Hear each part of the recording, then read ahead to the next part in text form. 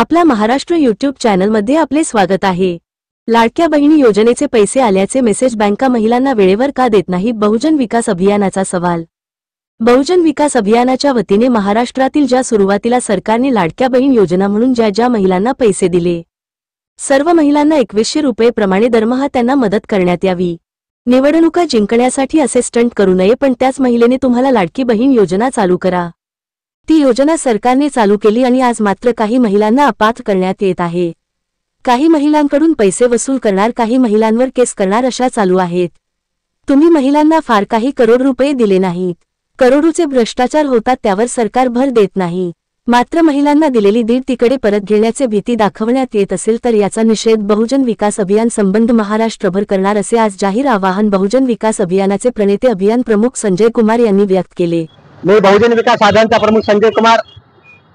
आज महाराष्ट्रामध्ये लाडक्या बहीण योजनेसाठी सरकारने जे पैसे बँकेकडे पाठवत आहेत त्या संपूर्ण बँका त्या महिलांना नाही पाठवत नाहीत। तुम्हाला किती पैसे आहे, तुम्हाला किती हप्ता पडला ते संबंधित बँका त्या महिलांना कळवत नाहीत। पैसा महिलांचा, पैसे साचल्याचे, मात्र बँका अनेक दिवसेंदिवस वापरून घेत आहेत। असाच प्रकार ते शेतकऱ्यासाठी करतायत, असाच प्रकार नीतीसाठी करतायत।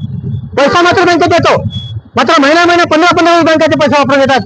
पण बहुजन विकास अभियानाची मागणी आहे, असे जे प्रकार चालू आहे ते प्रकार तत्काळ बंद झाला पाहिजे। आणि त्या बहुजन विकास अभियान सर्व बँकांसमोर आम्ही एक मोठा आक्रोश आंदोलन करून जाहीर करण्याचे काम आम्ही करणार आहोत।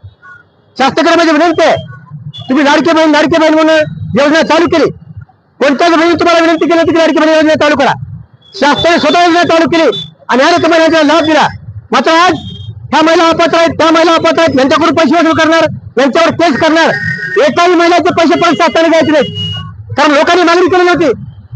दोषी तुम्ही आहात, सरकार दोषी आहे, महिला दोषी नाहीत। पण एकाही महिलाकडून ज्या अपात्र महिला आहेत, अपात्र महिलाकडून पैसे द्यायचे नाहीत। सुरुवातीला ज्या महिलातून पैसे वाटप केले त्या महिला संपूर्ण महिला तुम्ही 2100 रुपये वाटप करावं ही बहुजन विकास अभियानाची मागणी आहे। आणि भविष्यामध्ये बहुजन विकास अभियानाच्या वतीने जिल्हाधिकारी मोठा असं आंदोलन आम्ही जिल्हा प्रत्येक जिल्हाधिकारी करायला 2100 रुपये मागणी आम्ही करणार आहोत। महिलांना तुम्ही 2100 रुपये मागणी केली होती, तुमच्या निवडणुका झाल्या, तुम्ही फार मोठे काही करोड रुपयाच्या महिलांना देत नाहीत, 1,500 तिकीट देता आणि ती त्यांना वापस घेता, कारवाई करता, अशा धमकाने सांगितलं असेल तर बहुजन विकास अभियान याच्या विरोधामध्ये रस्त्यावर उतरल्याशिवाय राहणार नाही। सरकारला, प्रशासनाला, बँकेच्या अधिकाऱ्यांना सांगत होतो। जय हिंद।